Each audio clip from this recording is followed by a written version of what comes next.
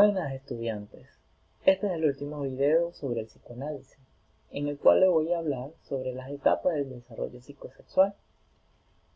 Freud, como hemos visto, basó su teoría en la biología, netamente, para explicar o desarrollar cada uno de los constructos que posee el psicoanálisis. Él, como hemos visto, él habla sobre las pulsiones, los mecanismos de defensa, la ansiedad, las estructuras mentales. Todas ellas las tienen todas las personas. Y para explicar la diferencia de una personalidad a otra, él nos dice que en el desarrollo de la persona vivieron diferentes experiencias, lo cual hicieron que su personalidad se construyera de una manera específica. Él habla de diferentes etapas, las cuales se encuentran centradas en zonas erógenas, que son genitales, la boca o el ano. A través de esas zonas erógenas se produce la energía o es donde surge la libido en esas diferentes etapas. Y en cada etapa corresponde a un tipo de personalidad o un tipo de moldeo de la personalidad determinado. Estas etapas que propone Sigmund Freud, van desde el nacimiento, desde que somos bebés recién nacidos, hasta la adolescencia. Aunque de su teoría nos explican que ya desde los 5 años nuestra personalidad se encuentra parcialmente cristalizada, por lo cual nosotros de adultos somos un vestigio, ya mostramos facetas de la personalidad que se encuentran estructuradas desde la infancia. A veces la persona es renuente o incapaz de pasar de una etapa a otra porque no ha resuelto el conflicto o porque las necesidades han sido satisfechas también por un progenitor indulgente que el niño no quiere avanzar a la siguiente. En ambos casos se dice que el individuo está fijado a esa etapa del desarrollo. En la fijación, una parte de la libido de energía psíquica permanece invertida en esa fase del desarrollo, dejando menos energía disponible para la siguiente. La primera etapa que les hablaré, y es la primera etapa por la que pasamos, es la etapa oral, la cual va desde los 0 a algún punto de los 2 años de edad. En esta etapa, los niños tienen conciencia es a través de su boca. La energía de la libido se encuentra centrada solamente en su boca, y por ende, ellos buscan llevar todo lo que contacta a su boca, esto con el fin de poder conocerlo.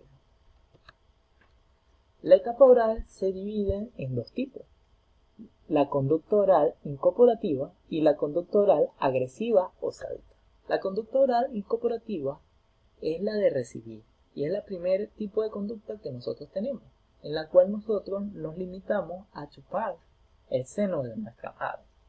A succionar ese seno, nosotros nos limitamos a recibir pasivamente todo lo que nos proporciona nuestra madre a través de su seno. La conducta oral agresiva o sádica empieza a aparecer ya a finales, al principio del año o a mediados de los primeros meses. Y es donde aparecen las conductas de morder, escupir, o incluso masticar. El bebé empieza a masticar el seno y es a donde empieza a aparecer la pulsión de agresividad, de sádica.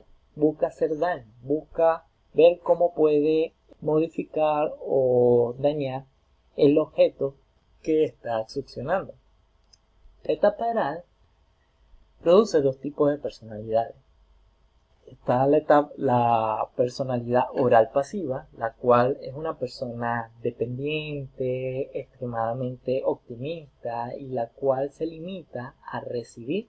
Espera que los demás siempre estén dispuestos a ayudarlo y tiene una visión optimista del mundo y depende emocionalmente de los demás. Es poco proactivo. Las personas oral sádicas son personas bastante hostiles, violentas, son personas con su verbalidad dañan o buscan perjudicar a otras. Esos son los dos tipos de personalidad que pueden surgir en la etapa oral. dependiendo de cómo la persona se ha fijado. Si la persona solamente se quedó incorporando, desarrollará una personalidad oral pasiva. Pero si la persona pasó y se quedó fijada con las conductas agresivas o sádicas, la persona tendrá una personalidad hostil, donde el sarcasmo lo use constantemente. La etapa anal se produce a través de aproximadamente los 2 a 3 años.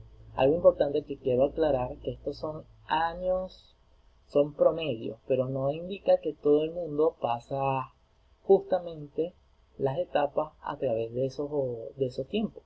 Eso puede variar a través de meses, algunos meses, pero si acaso máximo de un año. Eso es importante aclararlo.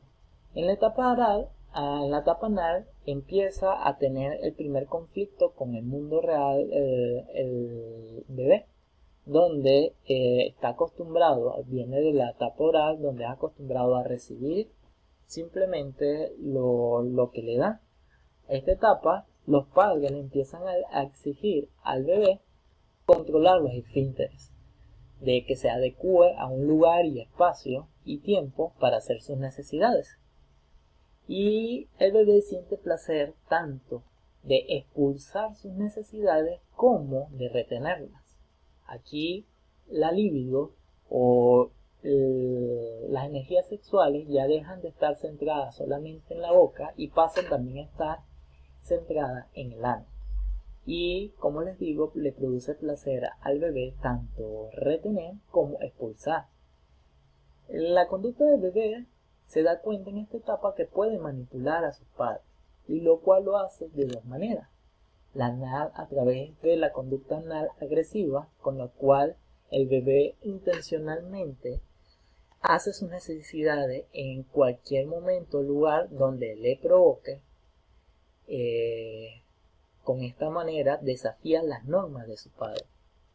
Al quedarse fijado con este tipo de conducta, la persona puede desarrollar una personalidad manipuladora, hostil, donde ve a las demás personas como objetos que satisfacen sus necesidades. La segunda conducta que puede optar la persona es la oral retentiva, donde busca manipular a sus padres evitando hacer sus necesidades, sino más bien se retiene lo más posible. Eso ve como causa angustia en las personas y los mantiene conectados. Si el bebé se mantiene fijado en esta conducta, desarrollará una personalidad avara o anal avara, que generalmente son personas que le cuesta desprenderse de los objetos y las cosas. Prefieren la acumulación antes del desprendimiento. Llegamos a la tercera etapa, que corresponde con la fálica, la cual transcurre aproximadamente entre los 4 y 6 años de edad. Aquí la libido se despierta en los genitales y los niños y las niñas empiezan a tener conciencia de ello. También en esta etapa ocurre lo que es el complejo de Edipo, el cual es diferente tanto para niños como para niñas. El complejo de Edipo en niños sucede que el niño se despiertan en él deseos sexuales por la madre y busca satisfacerlo y ve como impedimento para poder lograrlo a su padre. En ese momento, en esta etapa, el niño se da cuenta que las niñas no tienen pene. Esto no es porque hayan visto a alguna niña desnuda, no, sino es por su propio inconsciente, especialmente por la herencia filogenética, la cual le hace recordar que las niñas no tienen pene. Al tener conciencia de ello, el niño cree que a las niñas les fue arrebatado su miembro por el padre y, por ende, empieza a tener miedo y ocurre lo que es el miedo a la castración o el trauma de castración, donde el niño, por temor a perder a su pene, busca imitar a su padre. Desvía su interés sexual por su madre y busca satisfacerlo a través de la imitación de su padre. Y con la castración, con el trauma de la castración, el niño desarrolla lo que es el superyo, la estructura del superyo, al imitar a su padre. La diferencia con las niñas es que con el complejo de Edipo, las niñas toman conciencia inconscientemente a través de la herencia filogenética que ellas no tienen pene y culpan a su madre por tal ausencia, a tal punto que la odian y la rechazan y ven como una manera de poder satisfacer esa necesidad es a través del amor del padre. De esa manera, Freud explica de por qué los niños son más apegados a las madres y las niñas son más apegadas a los padres.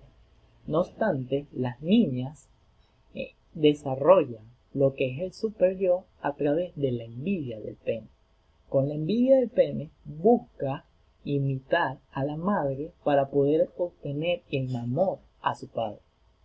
Freud hablaba sobre que las mujeres, su superyo no es tan estructurado como el de los hombres, más bien es deficiente debido a que el trauma, ellas no tienen el trauma de la castración y ese evento hace que no se desarrolle completamente su superyo. También hay que aclarar que Freud llegó a admitir que nunca llegó a conocer del todo o a entender del todo a las mujeres. Freud, citado por Schule en el 2010, dice: las niñas sienten profundamente su carencia de un órgano sexual de igual valor que el del varón. Por lo mismo, se consideran inferiores y la envidia del pene es el origen de toda una serie de reacciones típicas de las mujeres. Freud decía que el complejo de Edipo de las mujeres jamás se puede resolver del todo y pensaba que esta situación llevaba a un desarrollo deficiente del superyo. Hay que aclarar que en ese entonces, cuando Freud desarrolló su teoría, las mujeres todavía no habían podido lograr muchos de los derechos que ostentan en la actualidad, y por lo cual habían pocas mujeres en la ciencia que podían refutar lo que decía Freud. Más adelante, otras psicoanalistas llegaron a refutar la idea de Freud, como es el caso de Karen Horney, que se puede ver y la vamos a estudiar más adelante en este trimestre. Ahora bien, la personalidad fálica o las personalidades que surgen por la fijación en este periodo, y se asume una postura del narcisismo, donde Narciso era una mitología donde hablaba sobre que Narciso, por haber visto su reflejo en el agua, se enamoró de tal manera que se ahogó dentro de ella. Pueden buscar más de ella por libros y investigando la mitología griega. Por lo tanto, existen dos tipos de personalidad. La personalidad fálica masculina, donde el hombre busca demostrar ante los demás su superioridad. Y en esta búsqueda de demostrar su superioridad, está deseoso de que los demás lo admiren, lo elogien y estén detrás de lo que él sí haga y realice. Mientras que en la personalidad fálica femenina, ellas buscan desarrollar más sus actitudes femeninas de seducción, donde son mujeres que utilizan sus habilidades femeninas o sus características femeninas para estar seduciendo a todos los hombres con quien se relacionan. Y llegamos a las dos últimas etapas, empezando por la etapa de latencia, la cual ocurre a partir de los 6 hasta los 12 años aproximadamente. Y esta es una etapa que se caracteriza que la energía sexual sucede como que si se apagara, pero en realidad ocurre de manera imperceptible por la persona. Ya no genera conflicto en el individuo que altere su manera de comportarse. Luego, en la etapa genital, que inicia aproximadamente a los 12 años y culmina entre los 15 y 16, en el adolescente ocurre un despertar sexual, en el cual la energía sexual lo invita a ser satisfecha de alguna manera. Y ya a esa edad, teniendo las diferentes estructuras de la personalidad establecidas, el adolescente tiene la manera en cómo poder adaptar esos deseos sexuales a los requerimientos tanto sociales como personales. La teoría psicoanalítica pone énfasis en el papel de los eventos de la vida temprana para el desarrollo posterior de la personalidad.